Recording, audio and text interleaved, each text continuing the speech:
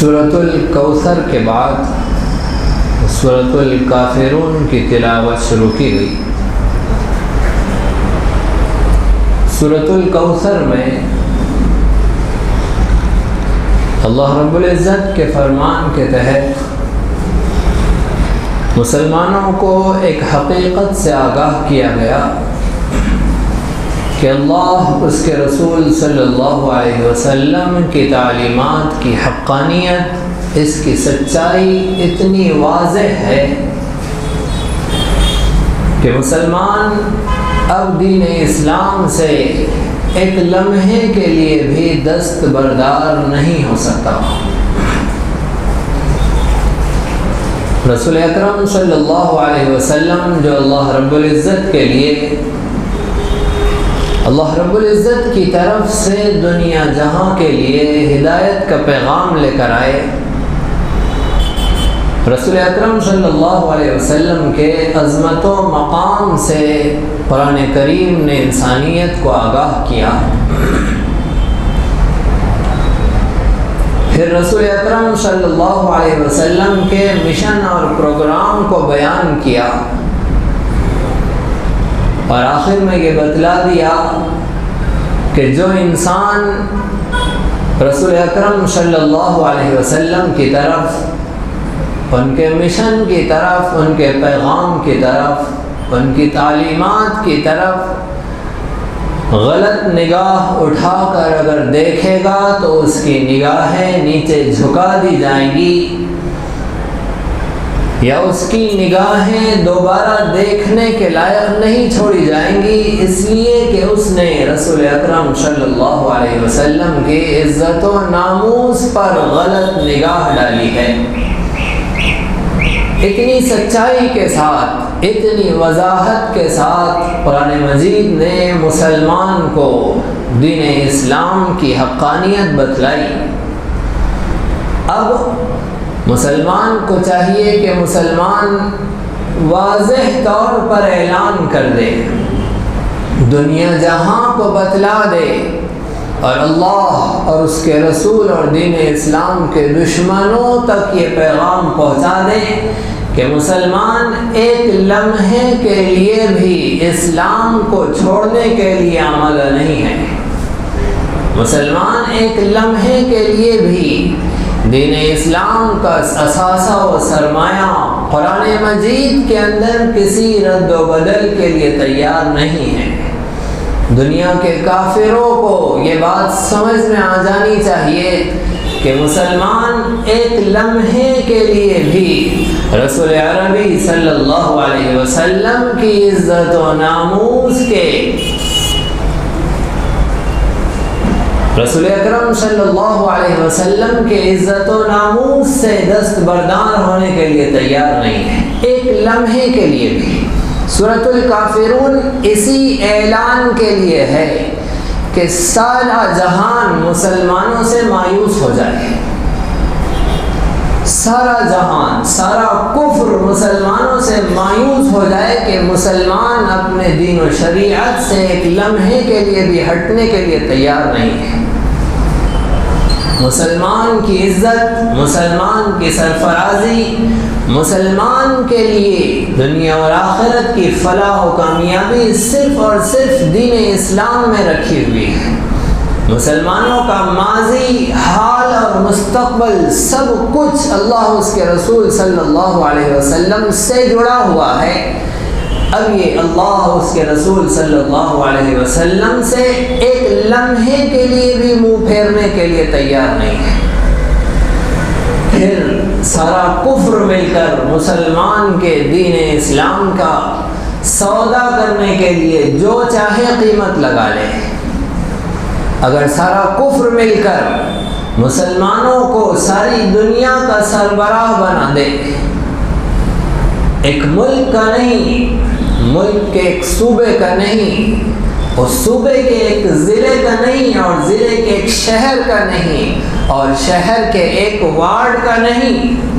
سارے جہانوں کا اگر سربراہ بنا دے، سرتاج بنا دے، اس بنیاد پر کہ یہ اسلام سے منہ پھیر دے، یہ اسلام کے کسی حکم سے ہٹ ہٹ جائے، دست بردار ہو جائے، دین اسلام کی کسی ایک رگ سے، دین اسلام کے کسی ایک رخ سے، کسی ایک حکم سے منہ پھیر دے، ایک حکم کے اندر کچھ لچک پیدا کر دے، ایک حکم کے اندر کچھ نرمی پیدا کر دے، مسلمان سارے جہانوں کو ٹھوکر مار سکتا ہے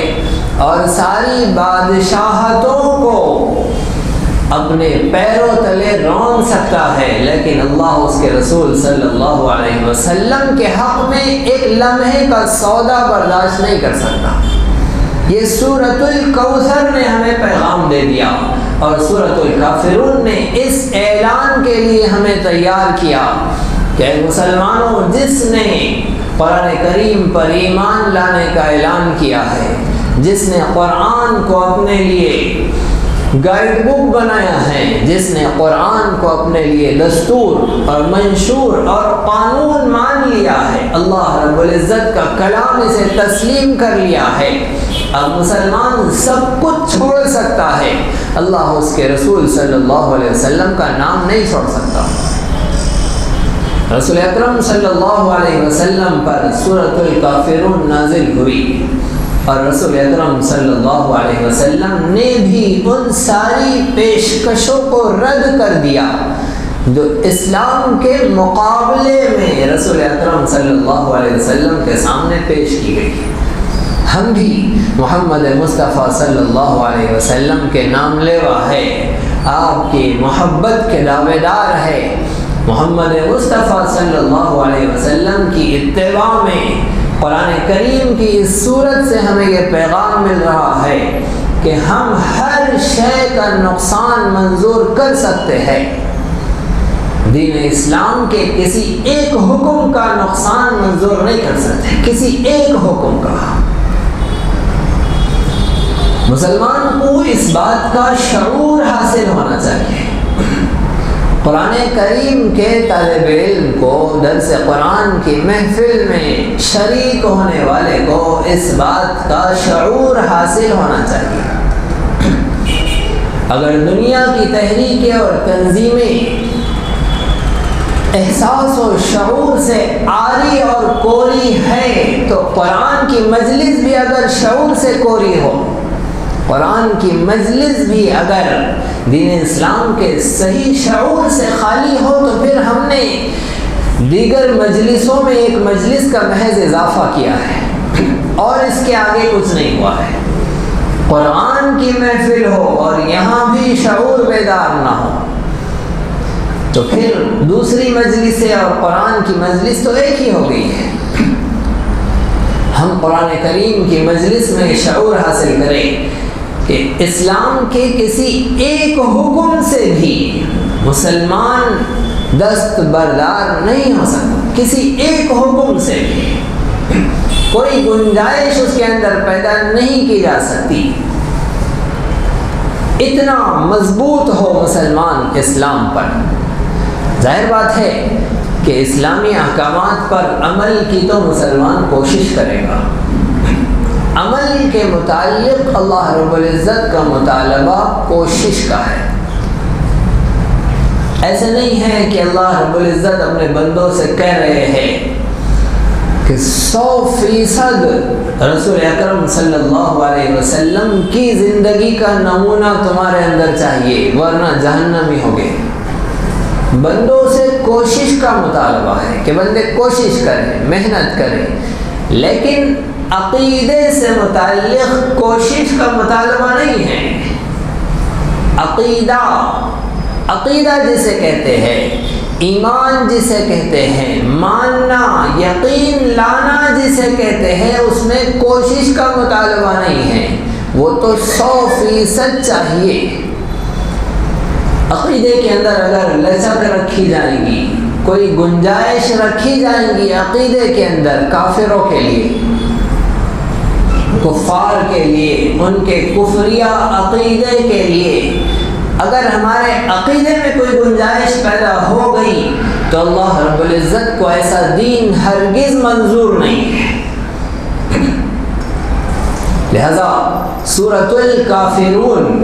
کافروں سے بالکل 100% براءت کا اعلان کرتی ہے۔ اسی طرح دینی، علمی، اصلاحی اور تاریخی دروس و بیانات سے استفادے کے لیے آپ کے اس چینل کو لائک، شیئر اور سبسکرائب کریں۔ یہ نغمہ